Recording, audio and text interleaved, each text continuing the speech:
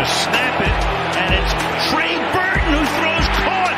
Foles, touchdown. Here he goes. It's Hester. Inside the 30. Hester's going to take it all the way for a touchdown. Fields stumbling, trying to cut it back. Justin Fields making magic happen. There goes Fields. Touchdown! Puts on first down, fires downfield. It's Deshaun Jackson back in the lineup. Missed the last 7 games, and he will take it 81 yards. A somersault into the end zone. His first touchdown of the season.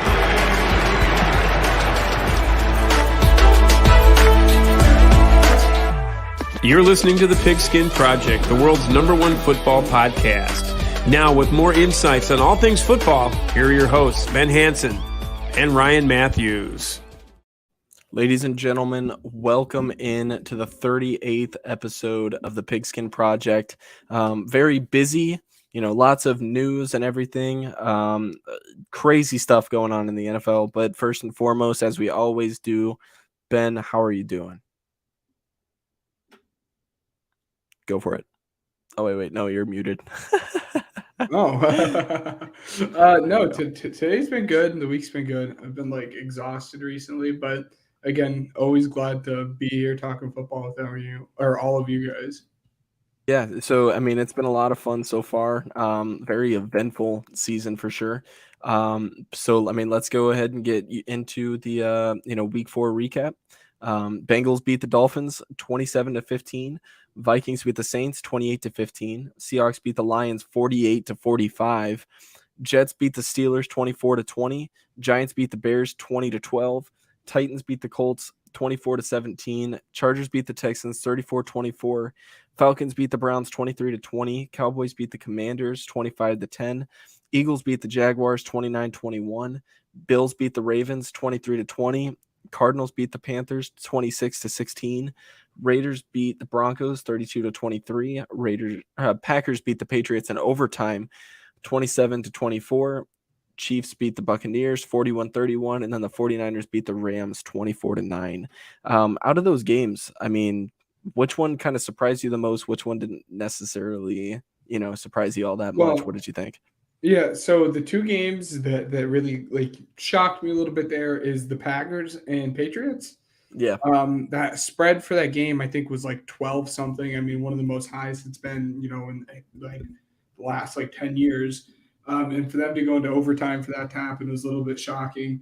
But the other game was a game that I highlighted for you guys going into this week was that Bills-Ravens game. The Ravens were leading for the majority of that game, and somehow Josh Allen was able to pull his team back together. I think Poyer had the game-winning interception, and it was just a really good game. And I feel a little bit for the Ravens fans and their 2 losses. They've been down 14 seconds combined in their 2 losses that they have. But those were definitely 2 most exciting games for me. Excited to be an Eagles fan. We came back and won that. But I wish you could say the same about your team. Yeah, it was pretty rough. Should I get on my little bit of a high horse now, or should I wait? Because I think this is the perfect time. Okay, all right, let's go ahead and get over. I'm going to get rid of the banner. So pretty much all that I got to say is this. I tweeted about it. If you follow me on Twitter, you've already seen it. There's a pretty lengthy thread, and I just want to overall go over it just a little bit. First and foremost, I don't think that it's fair to appropriately measure how Justin Fields is doing, kind of grade him on his performance, just because I don't think he has an actual, I don't think he is given the opportunity to perform at the highest level that he possibly can at the moment. He's dealing with a lot of obstacles. But overall, what I said was this, and I'll break it down tweet by tweet. I said, if the Bears want to be competitive in 2022, they need to throw the ball. Everybody knows that. Except there's one problem here, and it's not Justin Fields. The offensive line has been awful this year, as expected, and there are some obvious holes to fill. Self-explanatory going into the second one.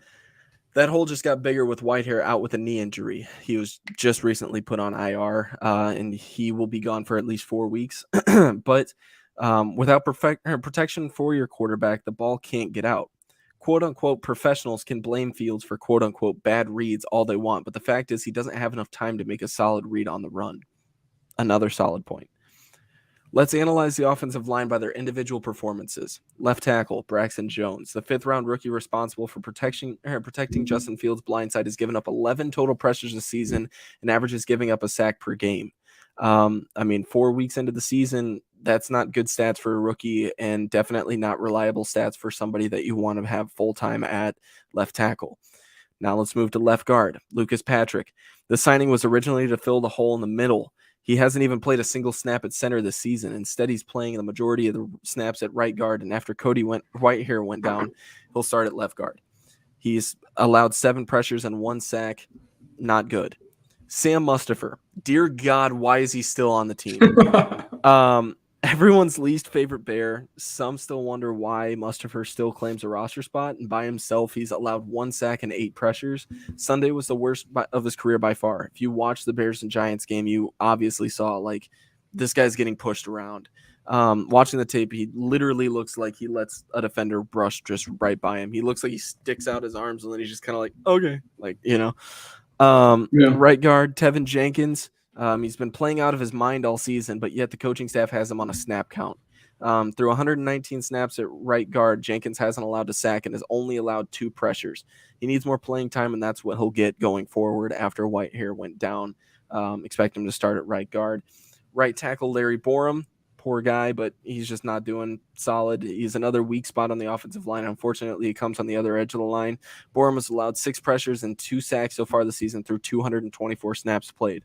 So, okay, I understand that ratio is pretty solid, but the thing is, in the NFL, you have to be better. It's obvious that the Bears have lost their leader on the line. However, it's hard to appropriately judge Fields so far this season.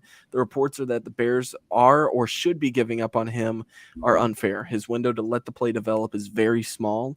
And so when the play finally gets to develop, he's outside of the pocket, totally just scrambling and trying not to get hit, trying to use his legs to extend the play as his strengths show that he can do. What Getsy is looking to do is practically impossible without a decent offensive line. And every once in a while, the downfield throws to Mooney, Equinemius St. Brown, or Pettis work, but every once in a while, a blind dog finds a bone. So not necessarily something to look forward to. But lastly, receivers finding separation is an issue as well. And though it might be the most attractive moves the Bears could make, it definitely shouldn't be the first one. So if the changes are made and Fields doesn't get take a step forward, then they couldn't reconsider. But at the end of the day, what you're looking at right now is a quarterback that doesn't have enough time to play the position and instead is using his legs a lot more than he should. When you go back and you watch the film and everything, you see Cole Kmet a little open. You see Darnell Mooney get a little open. You see Equinemius St. Brown get a little open. It's not uncommon, and that's why people are getting frustrated, is because Field is letting them kind of stay open. But the thing is, once you're escaping the pressure, as a human being, it's really, really hard to throw 30 yards downfield, crossbody, opposite side off your back foot on the run. Overall, very hard to do that. And if you can instead, in that one play, pick up 2 or 3 extra yards, why not do that? And then on the next play, regroup and try and figure out something else. So overall, what I think is, because last week what I said was, this was the first time that I had ever looked at Justin Fields and said, is this really the guy that we're going with? Now it's more so he made the improvements. I will say he played a lot better than he did against the Texans. It wasn't a lot of improvement, but it's not his fault. If it was his fault, then he'd be looking really terrible. He'd have the open receivers downfield. He'd have, a solid 3 to 4 seconds in the pocket, to be able to do that. But the thing is, once you snap the ball, you give him about half a second to maybe a second, and you've already got one guy running at him. So, it's pretty frustrating. And overall, I just feel like it's not fair for people to count him out just yet. That he literally just got to a full season worth of playing time. So, at this point, the only piece of advice that I would give Fields if I had the opportunity to is just stay in there, because hopefully better times are to come. That's all I got for that. Yeah. And like you said, I mean, if you guys don't follow us on Twitter, go ahead and do that. Our names are right here on the screen if you guys are watching visually. But I mean, I tweeted out something about, my thoughts thus far in the season. And one of those tweets was Justin Fields. And he does not look good. But like you said, it's really, really tough to make that final decision on him on whether or not he's going to be the guy or won't be the guy, because his team around him is just not good. And like you said, they're not giving him time to throw the football. And this was my concern going into the year. And as much as, I want this Braxton Jones thing to work for you, it's what I say, he's a rookie. You need to give him time. It's not. But it's just tough to see a guy, with the arm talent that he was projected to have coming out of college, not being able to show that to people because his offensive line isn't giving him time. I hope that he gets another year just so we can see it. And that's hard for me to say because he's from Ohio State. But I mean, this kid truly could be an awesome, awesome talent. And we just would never know because the offensive line isn't giving him any time there in the pocket. So I just want to say this as well. I don't see the Bears I don't think they're giving up on him just yet. You look at the clips of the mic'd up coaches and everything on the sidelines, doing their jobs, but not only that, but, they're going in and, patting them on the back saying, hey, it's okay. Keep your head up. We got the win or whatever. And then that's the one thing too, is that, his confidence is going down. He's like, it wasn't pretty, but we got it done.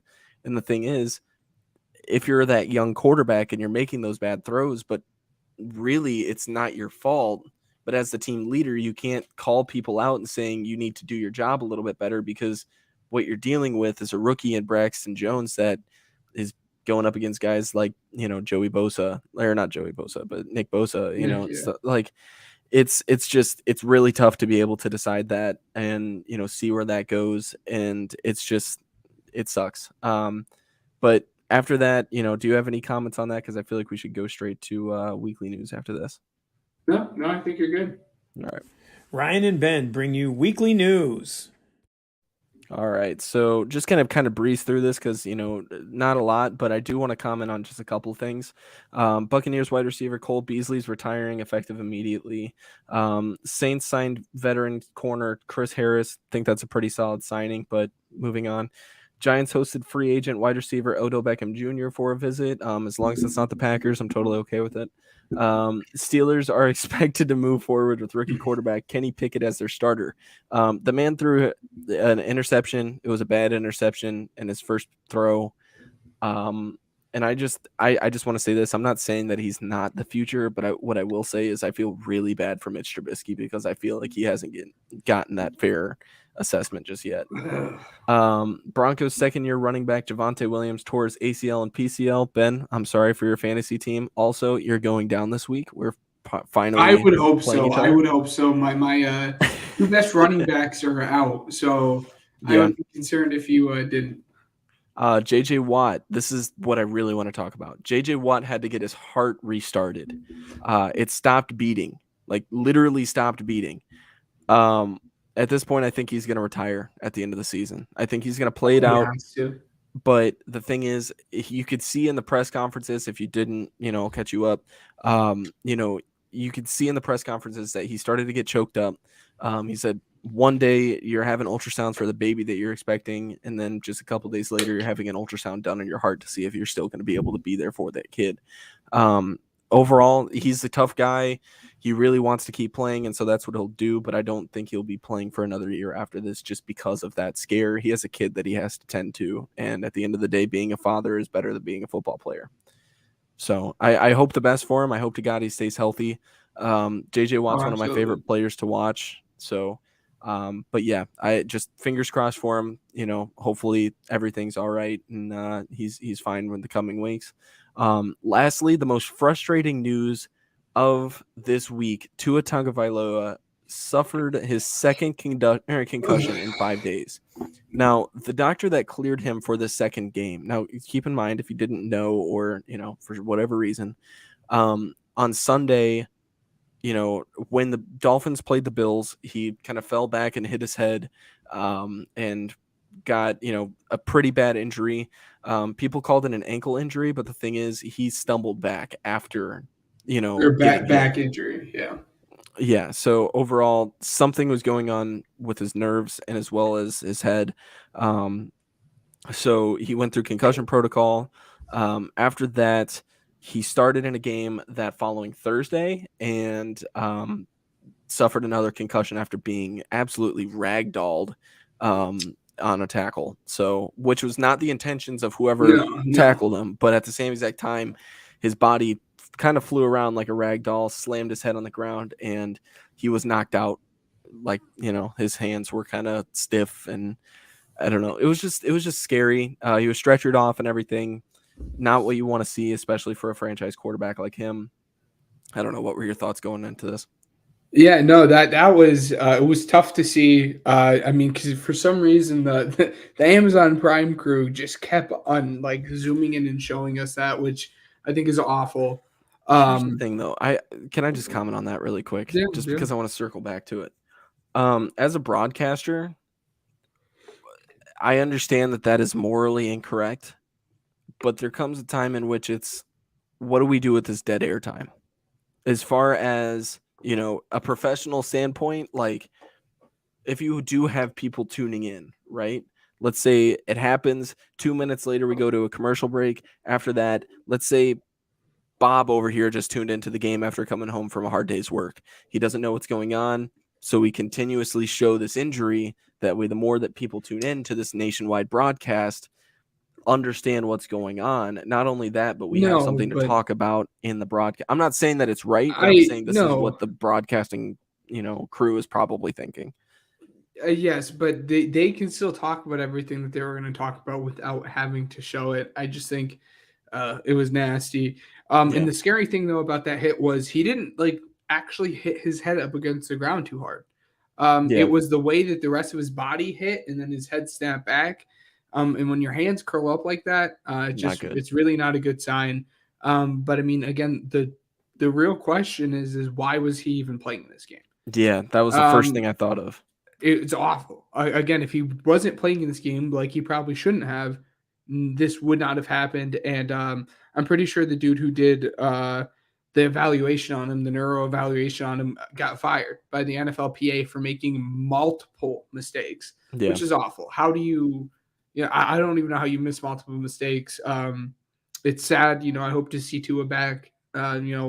Hopefully sometime soon. We'll see how bad his concussion is. But, if he needs to take the time, he absolutely should. And just prayers out to his family, Oh, yeah, no, definitely. Moving on, though, because that was our last headline. Want to keep it short and sweet. Most underwhelming parts of the 2022 season. Now, Ben, we have been thinking about talking about this for 2 weeks now.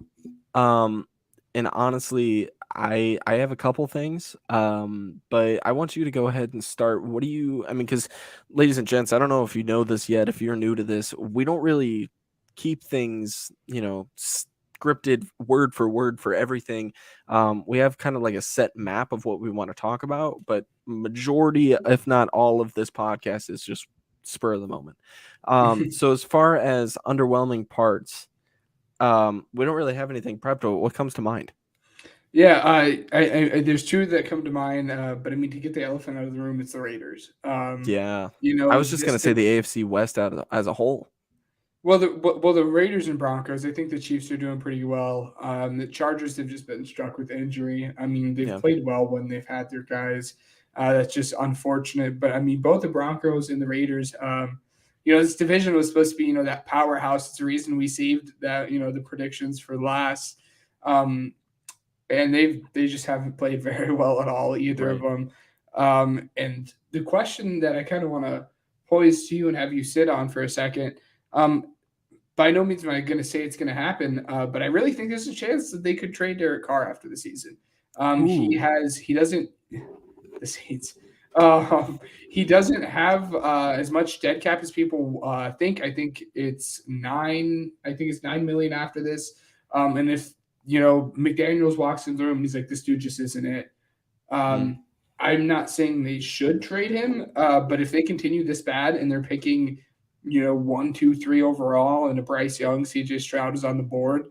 I mean, it would have to be, something you have to sit down and really think about is, do we trade this guy? And I would not at all be surprised. As Matt just said, the Saints, it's what happens when you have Jameis Winston on your team as your quarterback. Not only that, but it's a first-year head coach after Sean Payton leaves. I mean, I'm sorry. Well, his first year with New Orleans. Yeah. That's. I mean, what I'm trying to say too is you just traded one of your best secondary pieces to Philly. That's pretty disappointing. That Alvin Kamara has been very disappointing. Chris so Olave though. Chris Olave has been very good as expected. So just gotta say, OHIO. Anyways, and Michael Thomas still slam boy. I'm sorry. Well, if we can see him on the field, but he's hurt. Again. Yeah, that's also another underwhelming part. So yeah, technically Matt has that point. But when you send out a quarterback with a broken back for how many games? Like maybe one. He only played the one. He heard it in the game. He played the rest of the game and then played one more. Yeah, not a good idea though. Past week, no. So yeah, as far as the underwhelming parts of the season, I want to say the Colts for sure. Yeah, that was my other team. I want to say that just because Matt Ryan had a lot of hype for me. Going into it, Matt Ryan had that Peyton Manning style quarterback that, the Colts just love to have. And the thing is, Jonathan Taylor, I don't know what's going on. Jonathan Taylor has always started off slow though.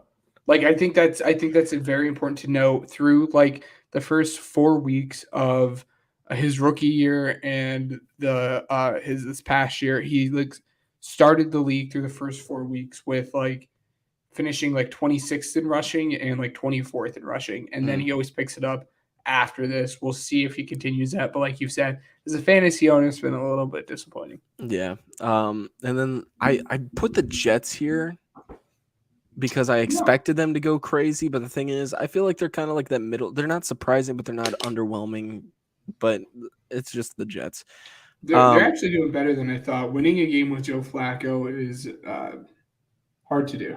Now that we're this far in the season, too, can I just say Cooper Rush has or not? Okay, yeah. Let's go to surprising. I'm sorry, most surprising parts of the season. Cooper Rush, man, undefeated as a starting quarterback. I mean, pretty solid. Yes, picking it up. I don't know. Yes. What do you think? No, I agree. Again, there's this awful narrative going out that, Cooper Rush might be the better quarterback than Dak Prescott just terrible. because they lost the first game. But their defense, it's really the Dallas's defense is one of the best units in the entire league. Yeah. But I mean, sticking in the division, who would have thought the Giants were going 3-1? What's going on there? I mean, dude, it's Barkley, fraudulent. Yes. Yeah. Yeah, no, the Giants are in no way, shape, or form making the playoffs. But, I mean, Saquon Barkley is a beast, man. Like, who would have known that should have been – I mean, through week 4, he would have better stats than Jonathan Taylor. I mean, outside of you – 4, he's the number 1 scoring running back. Yeah. Nick Chubb's up there, too. I think that's surprising. Yeah, he is. What I wanted to say, too, is the Dolphins to a certain extent, because I think – I knew that Tyreek Hill was going to be good.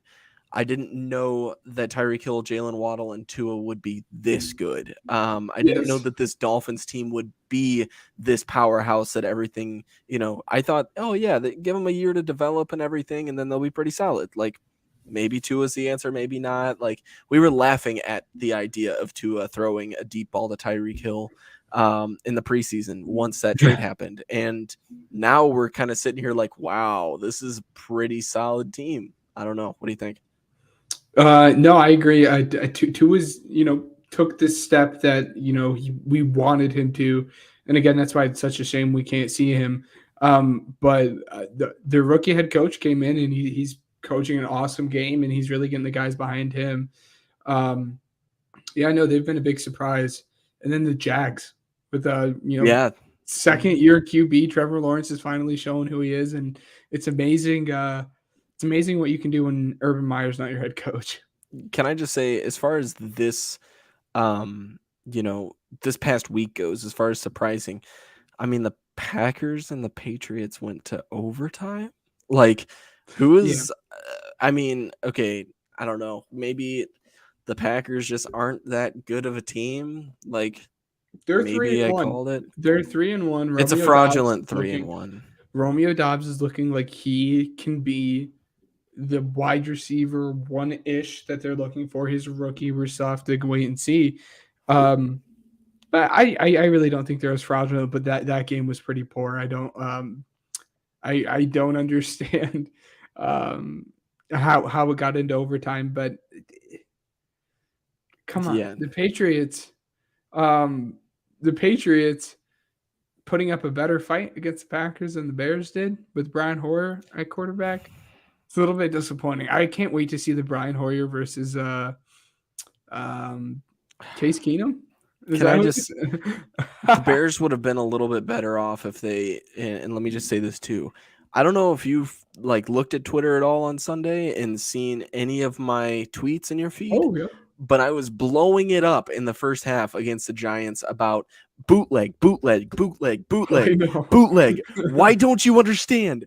What is so hard about a bootleg play? What do you do when your offensive line is trash and you have a mobile quarterback that can potentially throw the ball downfield or extend the play with his legs? I don't know. Maybe call a bootleg. Maybe do that. Maybe do the same exact thing that the Giants were doing literally all game with Daniel freaking Jones. Maybe do that. Not that hard of a play call. But what do they do the first time? The first play that they get the ball on offense in the second half, it's a bootleg play. And it's a Cole Kmet 15-yard gain. How about that? Isn't it a crazy concept? Maybe we should have done that a couple weeks ago when we were playing the Packers. Maybe that would have been a little bit better. I'm not saying that it would have beaten the Packers, but what I would have said is maybe we could advance the ball a little bit better downfield. Maybe we could do that against the Giants and not win or not lose. Like, how about that? How hard of a concept is this? Not only that, but they did that literally all preseason. It's not that hard. You've shown that it works. What is the issue?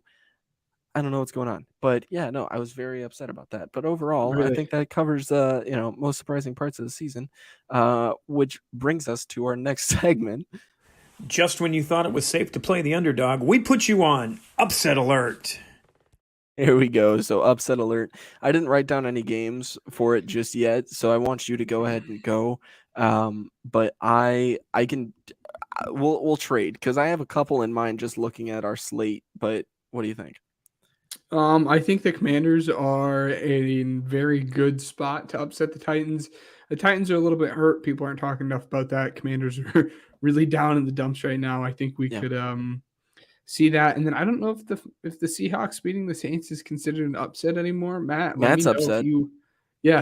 Matt, you let me know if that's an upset right there. Here's what I'll say. Let me get two now that you have had two. Lions and Patriots. Lions are the number one scoring offense. The Patriots just put a stop to Aaron Rodgers led offense. At this point, I would call the Lions an upset just because of their offense being so good. So we'll see. The Lions are favored in that game. Yeah. So what I'm saying is the Patriots. Oh, the Patriots are beating the Lions. Yeah, I think that's a potential. Especially because it's in New England. Not only that, but I could potentially see. You're gonna hate me. The Eagles upsetting the Cardinals upsetting the Eagles. I don't know what this is about, bud. I could see that. I don't know what okay, just for a second. I could see through 4 weeks. You have bet the Falcons 3 times. And the Cardinals. Or the Cardinals 3 times and have only hit on that once. No, that's wrong. One time. No, that's wrong. Was one. I hit it this week. You didn't take them this past week as an upset alert. As an upset alert. Oh, as an upset alert. Oh, well, in our pigskin pick'em, I definitely picked them. Yeah. In fact, I've actually picked them every single week, I believe. Nope, I picked them to lose against the Chiefs. So I've picked every Cardinals game correctly this season. That's good, and they still haven't played very well, and they're going to lose this week as well. It's going to be funny. If we had bold predictions on this podcast back, Jalen Hurts is throwing for 350 yards this game. It's not going to even be close. I've been very shy about the first one, two. I was very shy about the Lions game, the Vikings game, and this past game. I'm a very pessimistic Eagles fan. I'm not scared at all about this game, like whatsoever.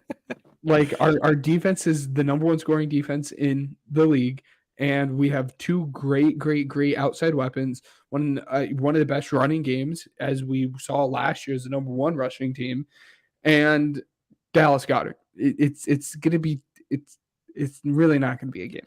Can we circle back? And by the way, the Saints are favored. So yeah, the Seahawks. Yeah, the upset alert, Seahawks. Oh yeah. Can we just talk about how Jared Goff is an elite quarterback right now? He's not an elite quarterback. How is he not an elite quarterback? He's not. How? That run game has been fantastic for him. Okay. And it's back to the dink and dunk stuff too, or Dak and dunk as I like to call it. Dude, he's not making these awesome throws, and his team is 2-2. Look at outside in going into the playoffs. My standards, it's not even close, and then the eye test makes it not even closer. He's got 60% completion percentage, 1,100 yards, 11 touchdowns, 3 interceptions, and a 99.9 quarterback rating. Yeah, it's because he's throwing the pass 5 yards down the field, and his wide receivers are making a 75-yard play. Just saying, he's more elite than Russell Wilson is right now. Thank you, about time. You got any more upset alerts? Because I'm seeing 2 more. Nope. Yeah, just the Titans, Falcons. Oh, I didn't mention the Falcons. The Falcons versus Bucks. The Bucks have been very uninspiring. They're not looking too fun. I mean, at the end of the day, we'll have the Bucks winning this game, and you guys will see on the picks can pick them. But I definitely think the Falcons could upset them. I have, like I said, 2 more. That wasn't one of them. Cowboys and Rams.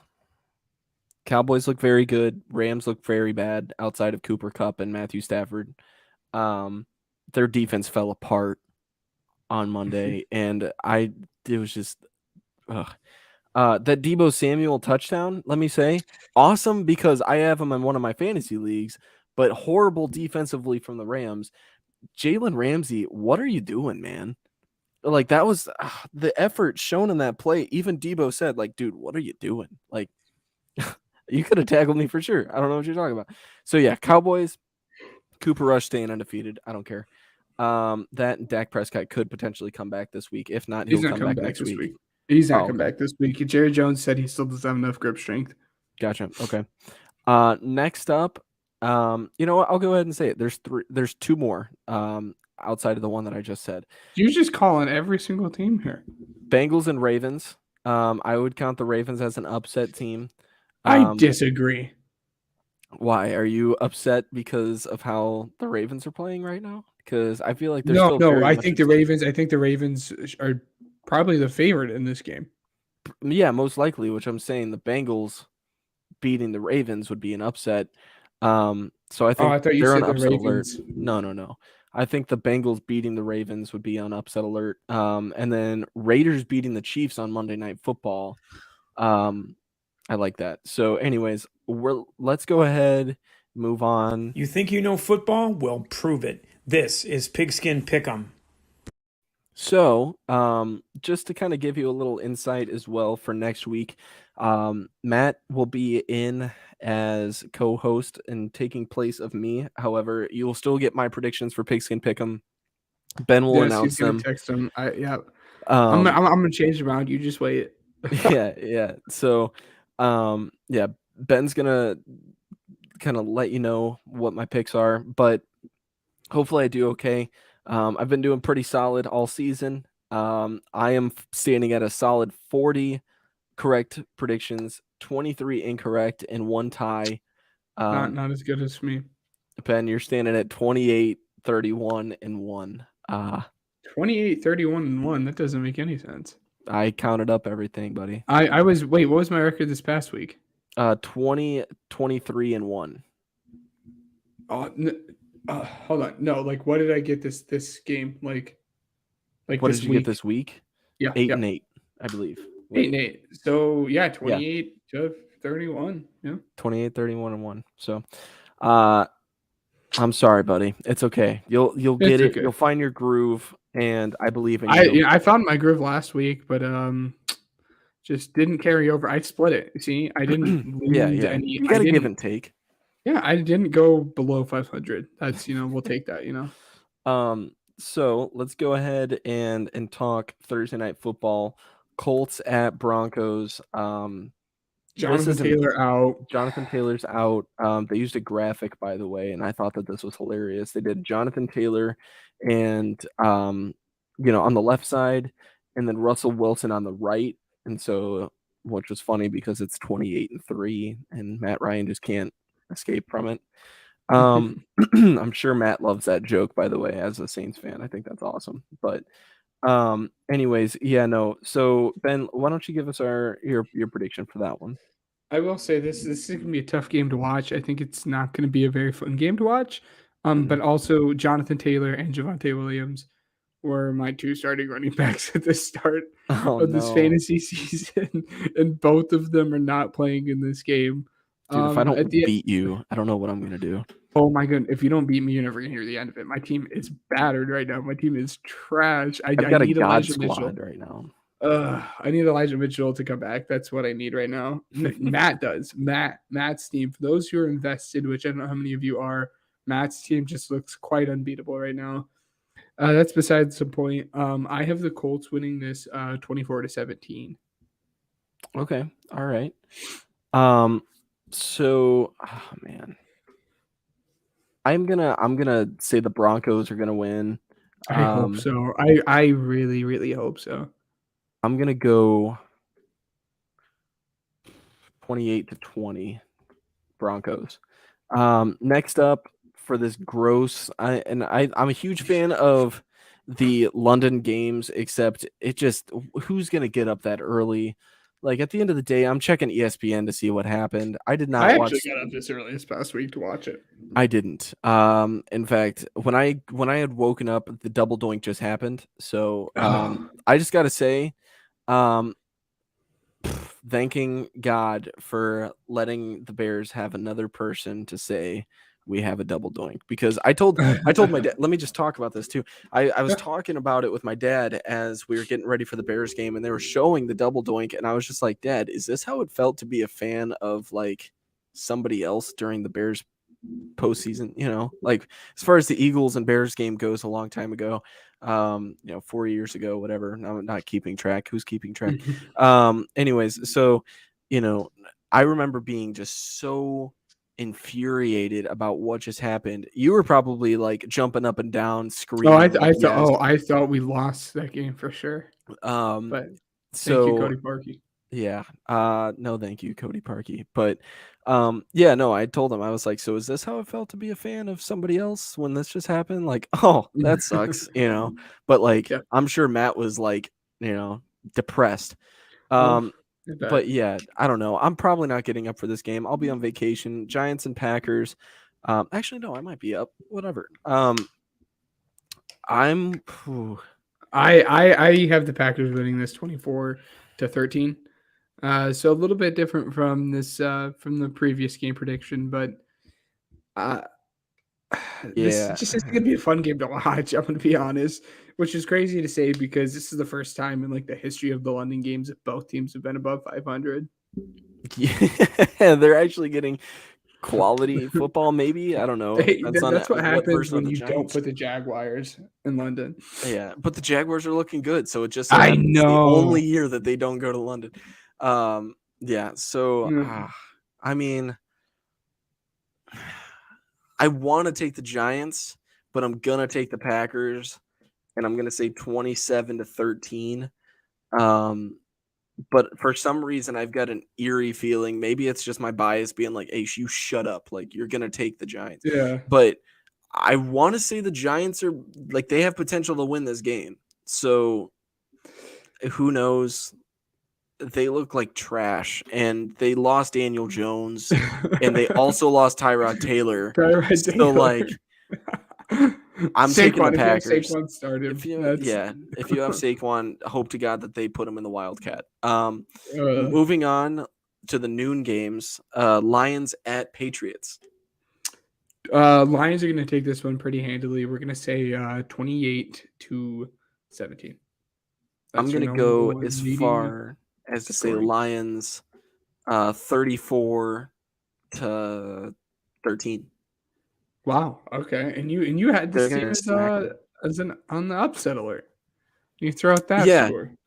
I'm saying that there's potential, but that doesn't mean, just a little correction, that it's not going to happen.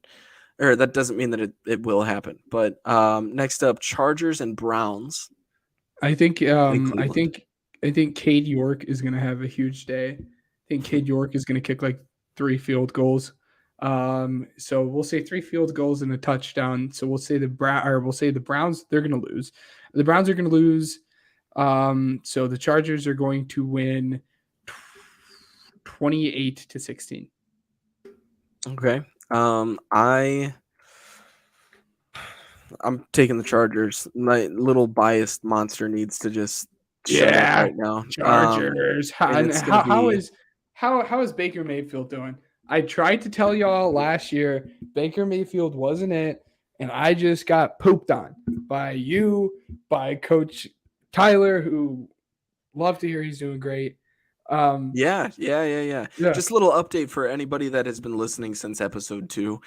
Coach Tyler, he was the the defensive coordinator for a team called Calumet, and they are currently undefeated for the first time in the program's history. So a little round of applause to him.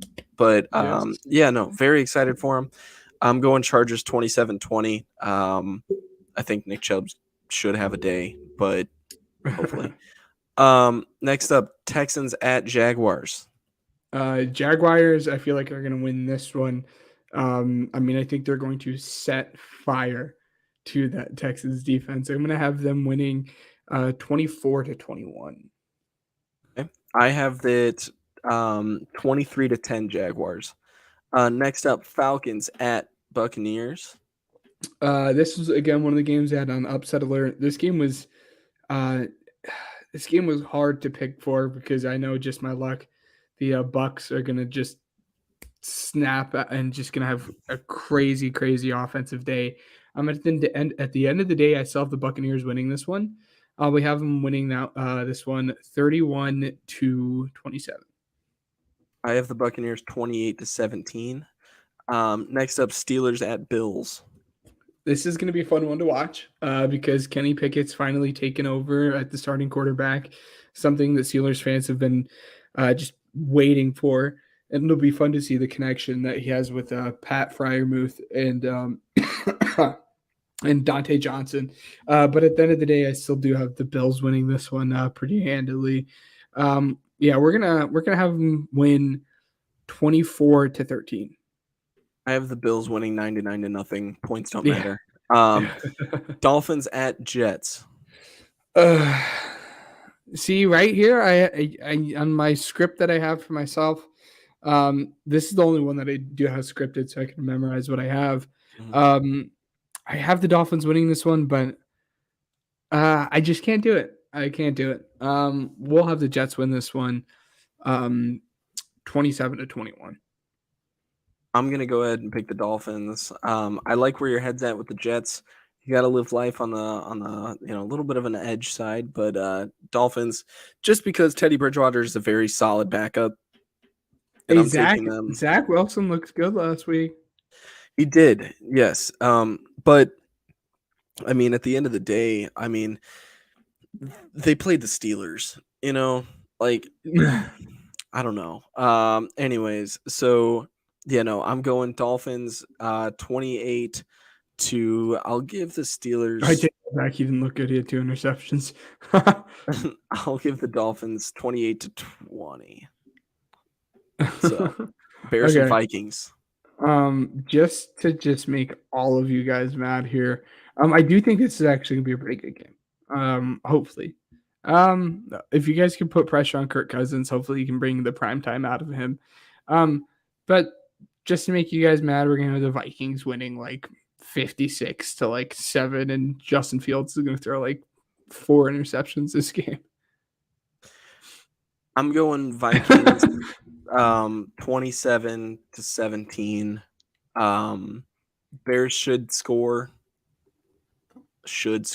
I'm going Vikings 27-13. I'm gonna bump it down. They're only gonna find the end zone once. And it's gonna be lucky, but 27-13, not gonna be a fun week for me. Titans at Commanders. We have the Commanders doing this as a Carson Wentz, an Eagles fan. Carson Wentz is just a roller coaster as a quarterback. I know I mentioned that when we were previewing them, and they just got that dip from him these past 2 games. But I think we're going to start going back up here on the hill and start going back up. So we're going to have the Commanders winning this one 24-13. And then I'm also going to have the Commanders winning it, but it's not going to be that great of a game, and it's going to be 21-10. The Titans, I believe Treylon Burks got hurt. He got carted off the field. Wait, hold on a minute. Speaking of guys. No. Backtrack that. Delete my pick. I'm going with the Titans, and it's going to be 27-21. King Henry's back, and Robert Woods, and Matt made this comment. I don't want to take it from him. He deserves his credit. But after looking into it, yes, Robert Woods is one of the most underrated receivers in the league. And yes, says the guy who was trashing on him at the beginning of the season. How isn't Darnell Mooney rated above him? What do you mean? Oh, Robert Woods? No, you were saying Madden? Darnell Mooney. Yeah, you were having a cow. Remember that? Yeah, that's because it didn't make sense at the moment. It didn't. I'll die on that hill, bro. No worries. Titans 27-21. Give me that. King Henry's back. Commanders, and I'll give the Commanders their due. But you know what? I'll make it 20-24 for the Commanders. That way they can kick a field goal, but they're going to lose it on a field goal. Seahawks and Saints. I'm sorry, speaking Matt. of a guy who got carted off the field, DK Metcalf carted off to use the bathroom. That's DK. What a guy. I do have the Seahawks winning this against the Saints. The score prediction here is just it's tough. I could see Chris Olave. I know he's done pretty well these past few games, but I could really see Chris Olave having his biggest game against the Saints defense, or against the Seahawks defense. We'll have this is tough. Yeah, we'll have the Seahawks winning 28-24.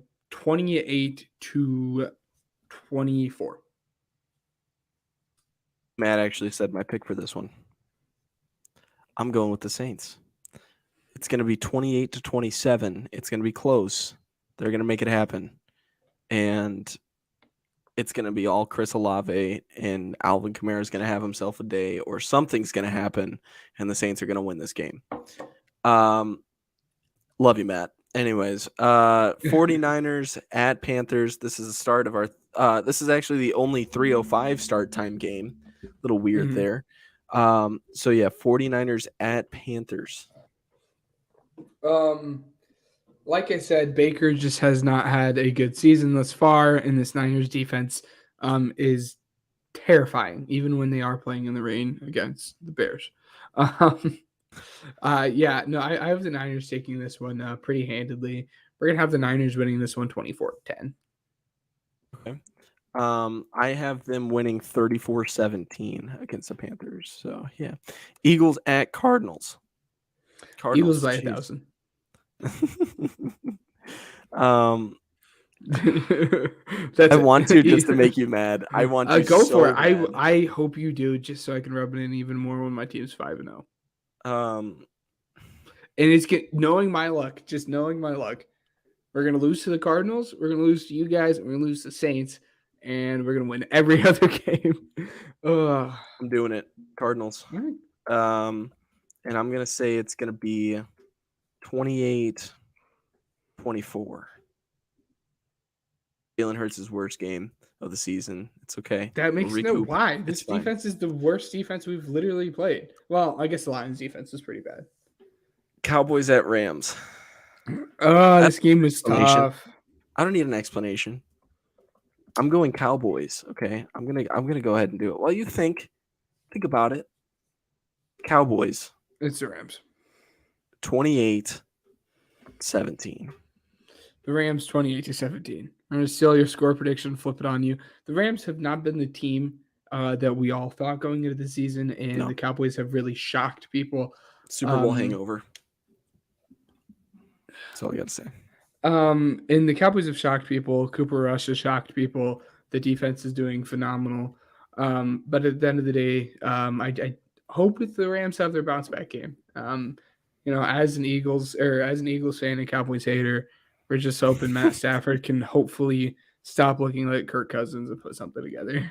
Sunday Night Football, Bengals at Ravens.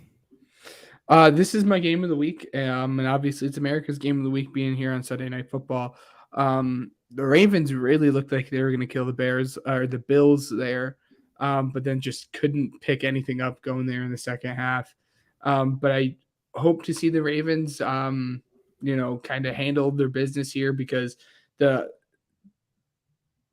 hung right in there with the Dolphins, which is pretty surprising. The Bengals should have blown out the Dolphins last week when Teddy went down, or when Tua went down and Teddy came in. So it wasn't it wasn't a very uplifting win against the Dolphins. The Bengals have just been one of the biggest disappointments. Probably should add that on the list. Yeah, we do have the Ravens winning this one, 34-24. Okay. I almost picked the Bengals here because I think Jamar Chase is going to have himself a pretty decent day. But Lamar Jackson is having an MVP type season. Mm-hmm. So I'm giving the Ravens the edge here 30-27 in a game-winning field goal from Justin Tucker because he needs at least one of those per season. Next up, Raiders at Chiefs. We're going to have the Raiders winning 32 to – or not the Raiders. Wow. Whoa. We're going to have the Chiefs winning there 34-13. Okay. I'm going 31-24 Raiders. Yeah. Anyways, so that's the end of Pigskin Pick'em for this week. That was a fun one, and I can't wait to get back to you, next week with my answers and everything. Matt, Yes. Good luck to you. I will give you your record from the first week that we did it. That way you can expand on that. But until then. Pro football isn't the only game in town. Let's take a stroll to Ben's College Corner. All right. So, Ben, what do you have for us today? I really just want to talk about Bama for a second. Me too, actually. I'll join. Yeah, all right. Well, the Bryce Young thing was a shame. Hopefully it's nothing that lingers too far. But, I mean, the strength of this team is when someone steps out or someone gets hurt, a.k.a. your star quarterback who's going to be a top 5 pick in the draft this year, you lean on this 5-star offensive lineman and the transfer running back you got this year, Jamar Gibbs, and he went off. He showed that he was probably the second best running back here in the country, outside Bijan. Horns down. Outside Bijan. Bijan's a great running back. I love it. They're not bag. You're never going to escape that one, Matt. But it just goes to the culture of this team. Not many teams can have their star quarterback who's going to be a top 5 pick in the draft go down and continue to win the game and continue to dominate. But I guess that's what happens when Nick Saban is your coach and you have one of the best running backs in the country. But you said you wanted to say something about him. I'm just mad at the rankings. I really am. I mean, no, they belong where don't you talk about Ohio State. I'm about to.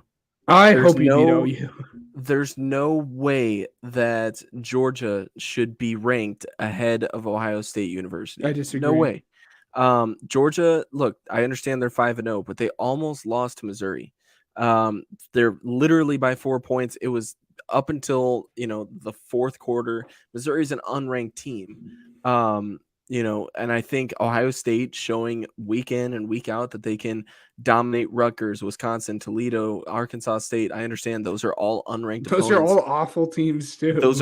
I know. I'm just saying. So you can beat an unranked team, but you can also beat a ranked team at the moment in week 1, 21-10. Overall, I think they've shown growth. I think they've been better. I think when Jackson Smith-Njigba comes back, then they will be even more dominant. I think overall they should be at least number 2, but I can't get past that. I think it's stupid. I think at some point during the season they will be ranked number 1, but it's just unfortunate that it's not this week. That's wildly bold. That's just what I think. Michigan looks good too, though. I'll give you that. But Blake Corum. I wasn't gonna even talk about him, but why not? He leads the freaking NCAA in touchdowns. The dude is electric. Blake Corum's awesome. I love Blake Corum. And a sneaky name to watch in the Heisman. I don't think he's gonna win it, but I would not at all be surprised if he finishes one of the highest people being voted if he continues up the way he does. Again, I still do have Will Anderson winning that. But no, Georgia has shown that they can beat, a top 12 team. Oregon, it wasn't as good as we thought going into the season. But they've always been a team that's played a little bit down to their competition. I'm not too worried about Georgia. I do think Georgia, as of right now, should be ranked a little bit higher than Ohio State. Let me just say, I don't think Ohio State will ever be 1. I think they'll finish 2, but I do think going into next year they'll be the number 1 team, just because they won the chip. Love it. Anyways, what I will say is, just kind of shifting gears just a little bit, and then I promise I'll shut up. This is your segment. No worries.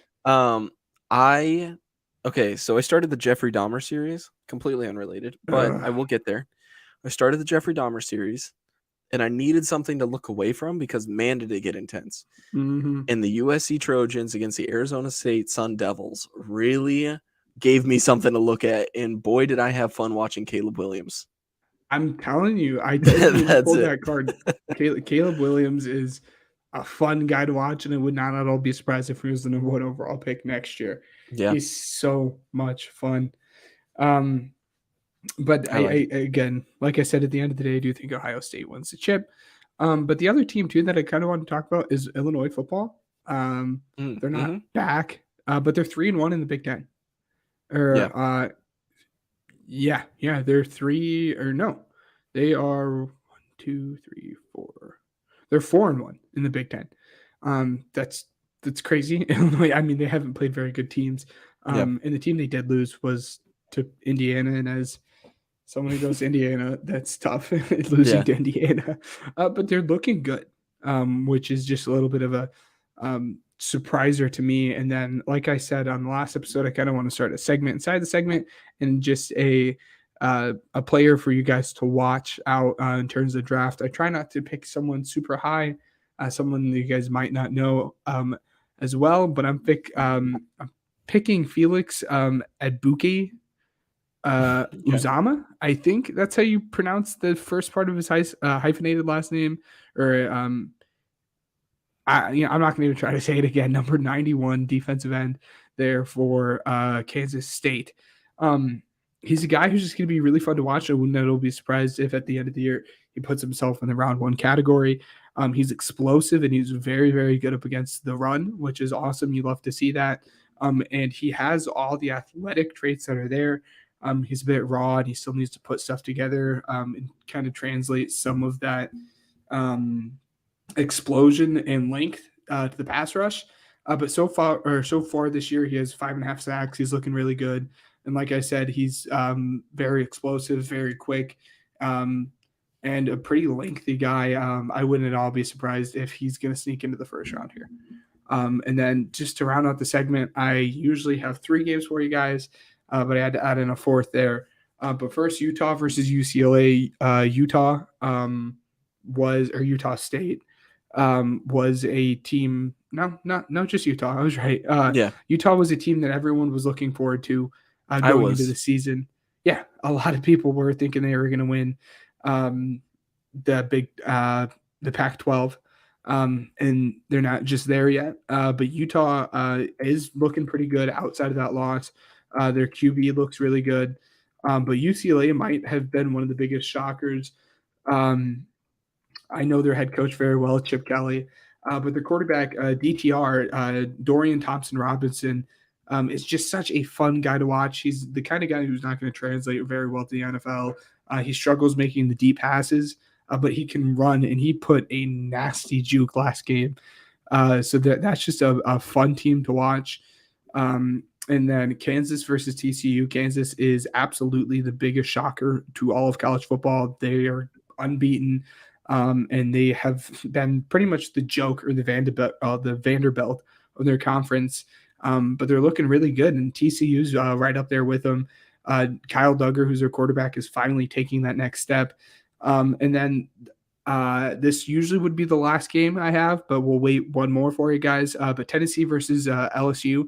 LSU, after that awful week 1 performance, has looked very good. And I've talked about I've told you guys about Tennessee, all year long. They're just a fun team to watch. And that wide receiver QB connection they have there, and Hendon Hooker and Cedric Tillman, again, 2 names I've named before, is super fun to watch. And this last game doesn't have the same hype around it as it has in the past couple years. But the Red River rivalry in OU versus Texas, both teams aren't looking as good as they usually do. But we'll get there, Matt. We'll get there, Matt. I did talk about Kansas, bud. But it's just going to be fun. It's always a fun game to watch. They always keep it fun. Last year, I think, is when Caleb Williams actually came in and started as a freshman and took over that job over Spencer Rattler. So it's always a fun game to watch. And it might not be as high profile as it has been the past couple of years, but it's definitely a game to watch. Let me give you 2 matchups too. Just kind of expanding on that. Ohio State's playing Michigan State this weekend, and it's always a fun game to watch. I'm not saying that it's going to be close, but what I will say is it's always a fun game to watch. But one that I would keep a little bit of an eye on, what should be a blowout, but I don't think it will be, is the Auburn Tigers going to play the Georgia Bulldogs. Keep an eye on that game. Oh my goodness. Just keep an eye on it. I'm not telling you who I'm picking. I'm not saying what's going to happen, but what I will say is keep an eye on that, because I think there's potential for, a little something. I get that. And just one more thing. I'd be remiss to not talk about this guy. I don't know how I've went this long and been College Corner over the past 5-ish weeks and not talked about this guy. But Jalen Daniels, Kansas's QB, is putting on a performance. I mean, he might his name's definitely up there in conversation for Heisman. I mean, he's absolutely shocking people. He has 11 touchdowns to only 1 interception and almost 1,000 yards. He's a fun guy to watch, and it's just a shame that I waited this long to talk about it. So, ladies and gents, what we're doing today, just because of lack of time, we're going to skip Fantasyland. We haven't gotten any comments or anything about fantasy in particular, except, well, Ben, if we do want to touch on it just a little bit, what I will say is, buddy, sorry to say it, I was really hyping up this matchup down the road, but it just doesn't look like it's going to end in your favor. It doesn't look like it's going to be as competitive. I'll be the first one to say it. It's not. So. Both my running backs are out. My star wide receiver, or my hope to be a star wide receiver, as Cooper Rush is his quarterback. It's not good. Hopefully Keenan Allen and Amon-Ra St. Brown play this game. J.K. Dobbins finally looked good. But it happens every year. I just get struck with injury after injury after injury. And, I try to take guys who aren't injury prone, but here's what I'll say. Speaking of injury prone, but not necessarily just, poor performances more so. If you have Dalvin Cook this week, start him. Start him immediately. Yes. Oh my God. Yes. He's gonna explode tonight. Start him, or not tonight, obviously, but like he's gonna explode this week. Start him. So that's all I got. But It's time for America's favorite game, Weddle. all right, so it's time. Dear God, I am so excited for this. Are you? Kind of, because okay, here's the thing. I've dated it back. You have not lost since episode 29. And we are on 38. 38. A 9-week win streak. I don't even know what the score count is here now. I do. I have kept track of it. You are currently up. Just a second. Like 7. 11-5. You're up 6. 6. All right, buddy. Each and every week, AJ Brown. All right. So, okay. All right. So if you're listening to this later on, he's in the NFC. He's not a wide receiver. He's less than 6'1". And he's younger than 25. I'm gonna go on a ledge here. Little Herbert. Okay. No. Okay, so it is a running back. Still not in the NFC North. A little bit taller than 5'9". His jersey number is short, a little bit less than 24. Or no, his age is younger than 24. His jersey number is less than 24 by a lot. So what you got? Kenny Walker. Pick. NFC West running back, taller than 5'9". Probably either 22 or 23. I would say he's 23. 23 for sure. Yeah. Okay. I think I know who it is. It's between two guys.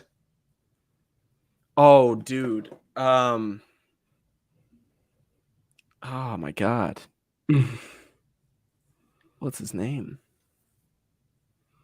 Because it's not.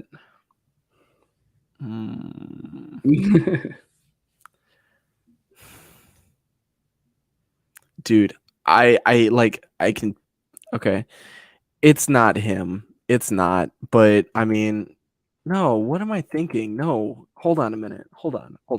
Let me think. So, NFC West. It's not James Conner. No, it's not. No, it has to be between two guys. No. Stop it. This is easy. Hey, you know what? Okay, I got the we're NFC West part running back, and he's 23. I thought he was a little bit taller, but whatever. His jersey number's off. Anyways. Based off of the age, it's between two guys. We'll go with Cam Akers.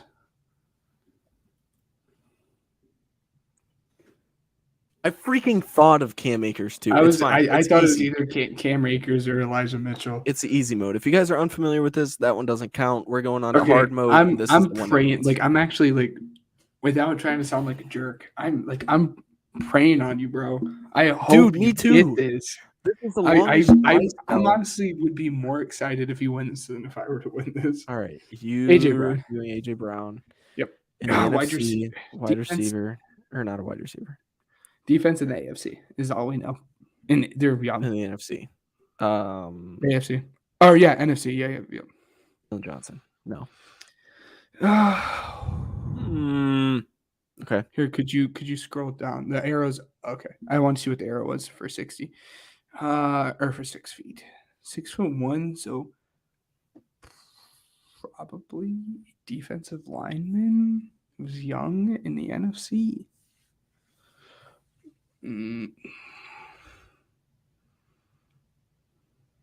Brian Burns.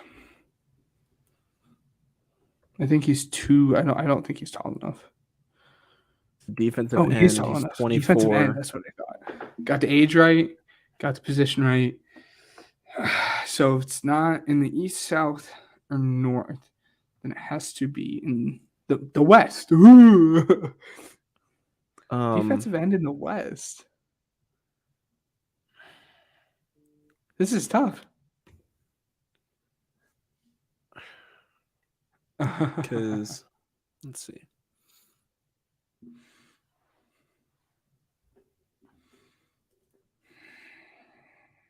Which one is it? Yes! Yes! Wait, was he hard? Let's go. He was hard. It was Nick No Bosa. way. Nick No way Bosa. Nick Bosa was Let's hard. go. I'm so Let's happy for you, go. brother. The I streak has ended. I'm going to be honest. I would not have even guessed Nick Bosa because I thought there's no shot Nick Bosa was going to be here and hard. Oh my God. That's Yes. crazy. Mark the calendar right before vacation. He's still up 11-6. I'm telling you, I've been practicing, like, seriously. I have been sitting in between classes, gotta do Weddle. Like, it's just, today I obviously didn't do it because, one, I take online classes, didn't go to campus, so, like, I had work today, stuff like that. Ladies and gents, mark the freaking calendars. Enough of that. We got a fun Gridiron Goofs today. Oh. What's the name of the segment? Oh, you're not talking about Ryan and Ben? Oh, okay. Well, hold on. I've got it. It's time for Gridiron Goofs. All right. So let's take a look and see. Yeah. So you had first round pick last time. I think there's two correct answers here. Video game characters is the topic for Gridiron Goofs today. And I think there's a clear one personally.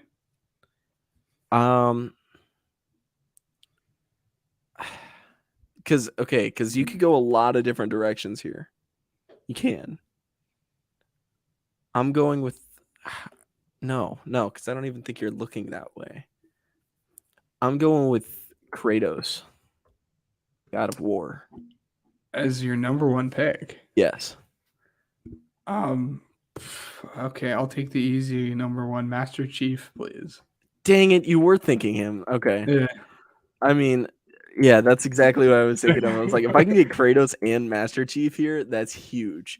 No, Master Chief. And I would have I think the other number one is also on the board, in my opinion.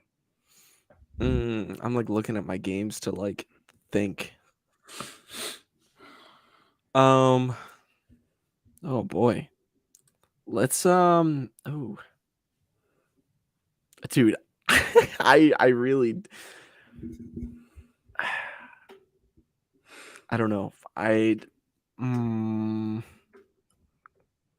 looking up because the thing is you gotta think like it can't be just spur of the moment off the head. Oh, come on. The clear number one should be spur of the moment right off your head. Well, yeah, no, that was it was Master Chief, but no, but there's another one. If you don't guess him, you're gonna feel stupid.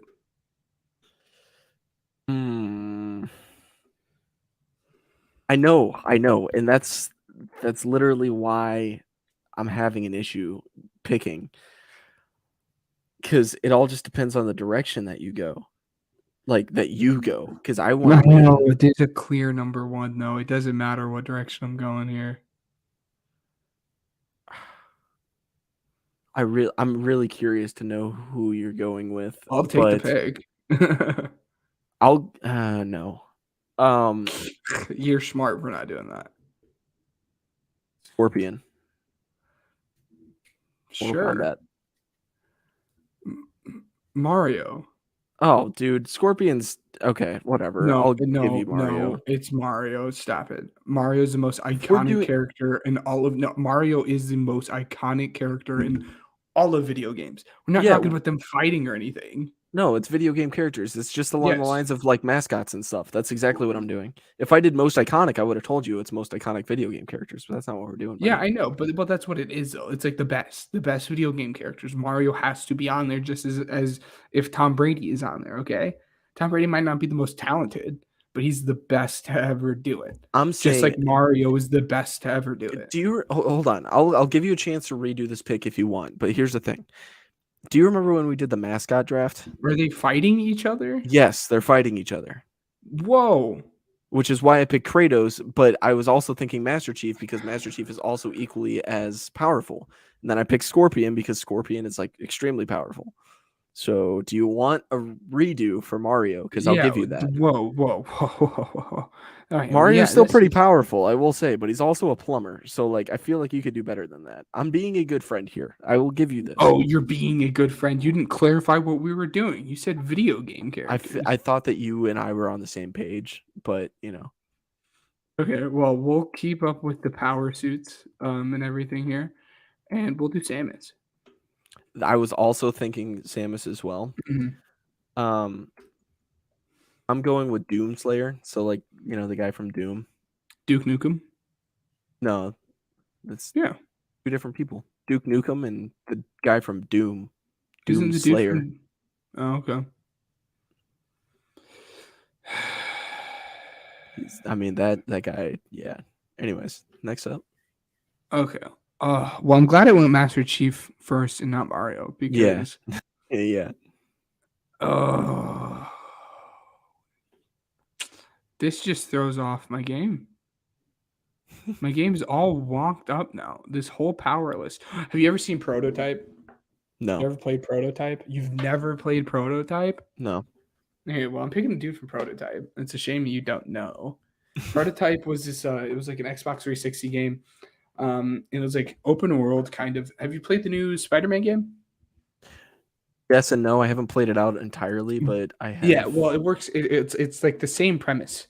You're this dude, and you can work up like your different skill sets and upgrade different stuff, and it's an open world concept. But like, he's like been taken over by like this like alien parasite thing, and his arms like this giant sword, and you can do so much different stuff. You can get like it's crazy. Prototype, dude. He freaking kill an entire city. I'm going with Solid Snake as the next one.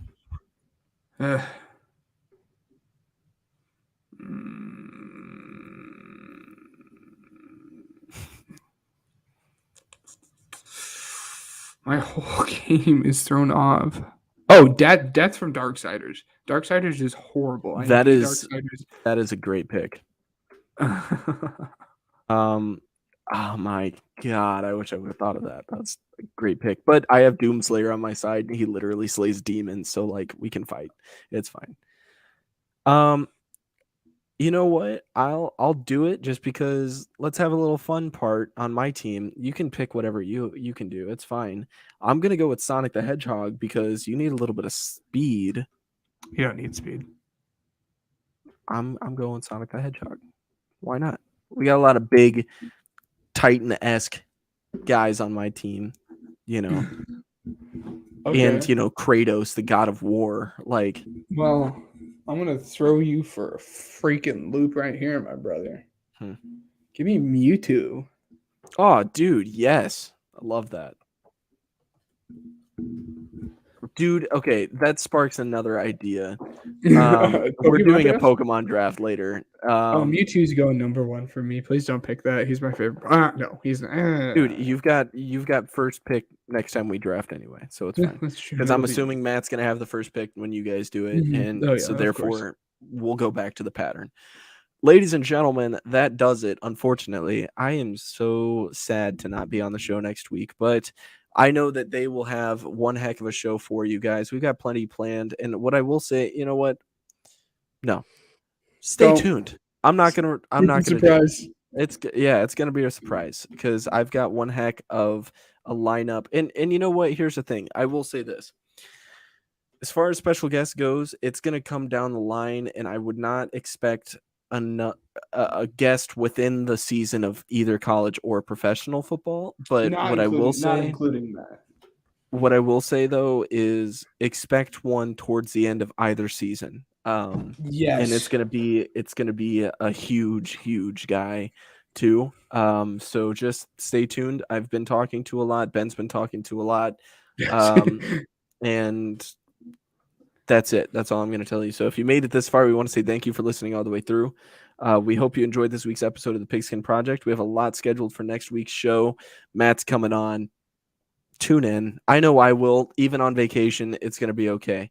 You guys get to see me produce an episode. Yeah. That'll be fun. Yeah. Ben, the producer, sitting in the producer's chair. You better hope it doesn't get to my head.